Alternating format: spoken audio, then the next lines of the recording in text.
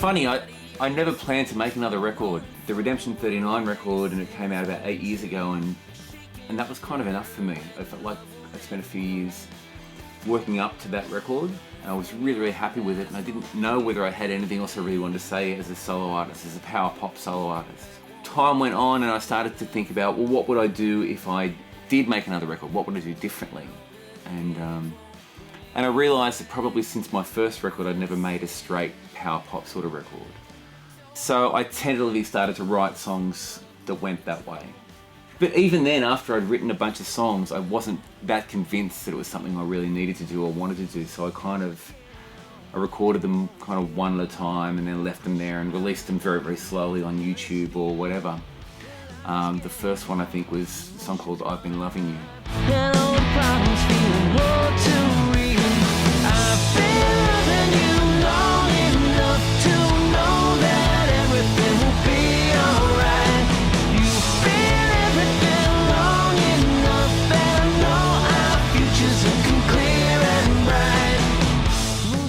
Decided that I should make the record, but I needed some help doing it. So that was when I decided to go to the crowdfunding. So we put up a crowdfunding thing and it did work, and people were really generous about the idea of it, and so that allowed me to have the time to actually make the record. Another thing about kind of the way I wanted to make this record was I wanted to play all the instruments on it. I wanted it to be a record where I really got to just show off my power pop thing that I love, and in a lot of ways is my default position in terms of the way I perceive music. I just love it so much. But I was adamant that I didn't do any of the backing vocals on the record, and I'm really fortunate over the last couple of years to get to know Chris and Courtney Murphy, who have become my great friends. They live over in Perth. Two of the greatest singers you're ever going to hear, and they're my friends, my very, very good friends, and people I love dearly.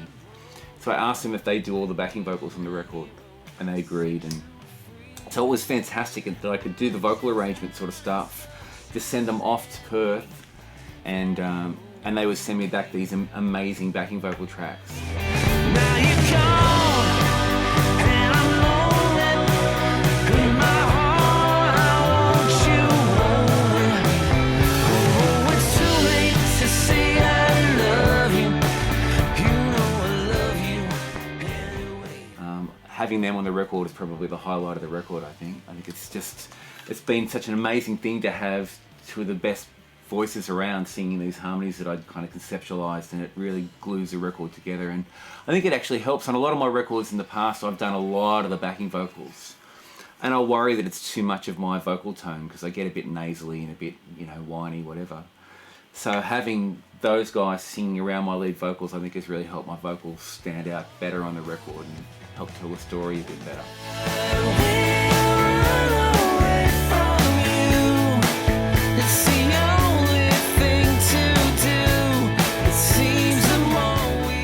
It's a very personal record to me, but it's not necessarily about my life. It's about the lives of the people around me, and of course, it's not all serious. There's just some fun songs about girls on there as well.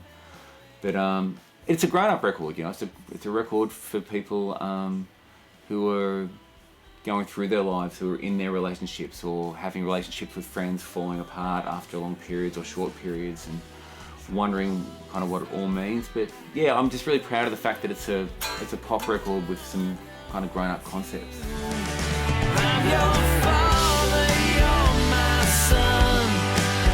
The days will be as one until forever. I'm your dad and you're my girl. Together we can change this world until forever.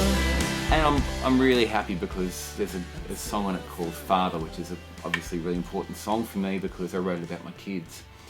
And I've been trying to write a song for my kids for years, but I just couldn't ever really do it. And then one day, really innocently, this song just arrived, and it was all written in about 3 or 4 minutes. And it's a beautiful song that means a lot to me. So that's one of the new ones. He was the only one to see her.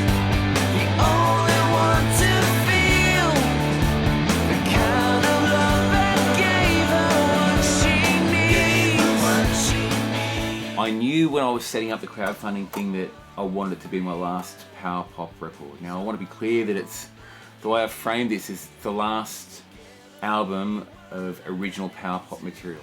The last 2 records I've made as a solo artist doing this sort of stuff are as good as I ever imagined being able to make records for myself. So I'm pretty fine with the idea of just stopping there.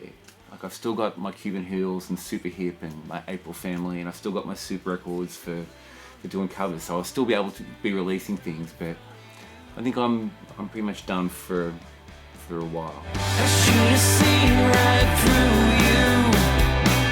You could have read my mind. I should have known what was coming, but I must have been blind. I want people to revel in the concepts in it. I want people to just jump up and down because it's a big, loud kind of rock and roll record.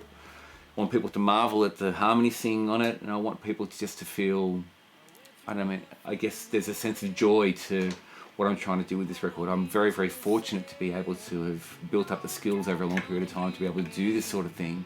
It's a very pure, indulgent way of looking at the record making process for me. I just want to make a record that the people who are going to get what I'm doing will get, and they will really understand that it's a good record. I kissed a girl for the first time.